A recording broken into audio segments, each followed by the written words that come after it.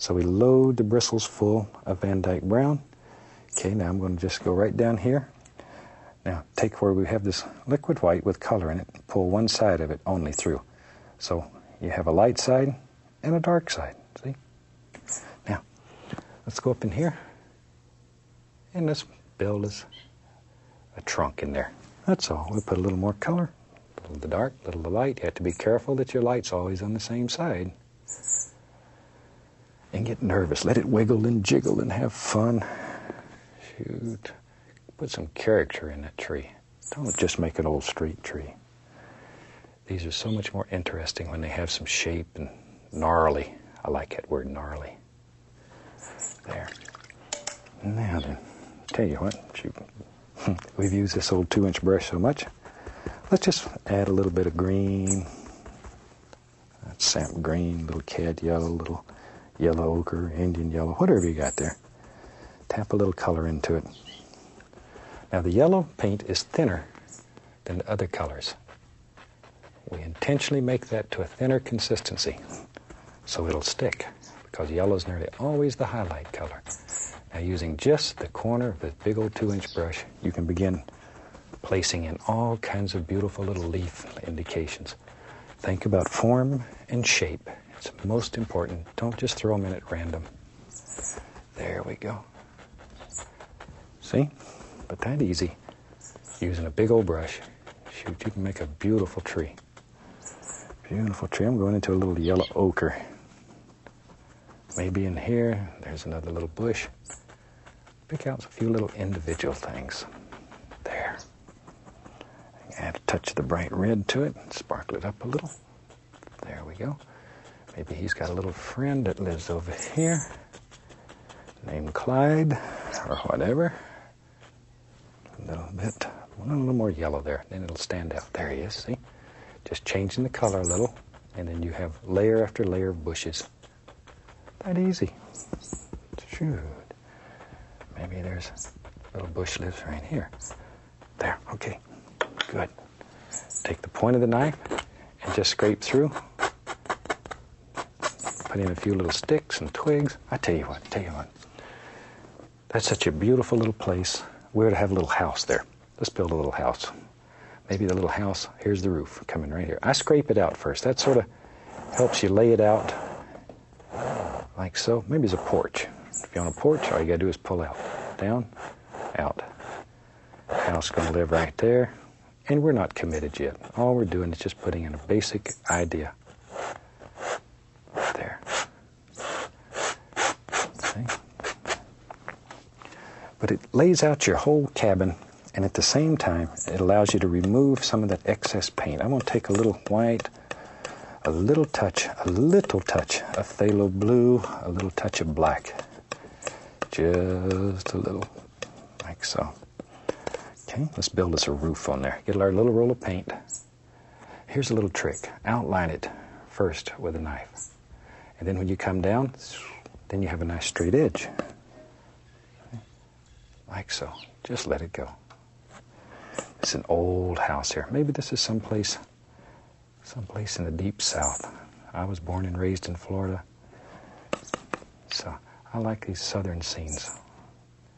Let's just put an old southern type house there. It's old too. I mean, it's seen its better day. A little bit over here on this side. Like so. Now then, maybe this old house, maybe it has like a screen porch on it. So that just sort of looks dark. Just sort of looks dark. The old porch. There we are. Now let's take white, least little touch of black in it, then a little touch of dark sienna, just to dull it down real nice. Okay, now then over here, we need just a touch more of the sienna in there so it shows up a little better. There we go. Very nice. There. Okay, and there'd be a little shadow, a little brown under here, just to create a little shadow. maybe a little bit running right down there. Now we'll take that same color and add a little white to it, so it'll be a little bit brighter. And underneath our porch out here, P, there. There we go. Just let that slide right down through there. And we can take a little brown and just put the indication here and there of some nice boards.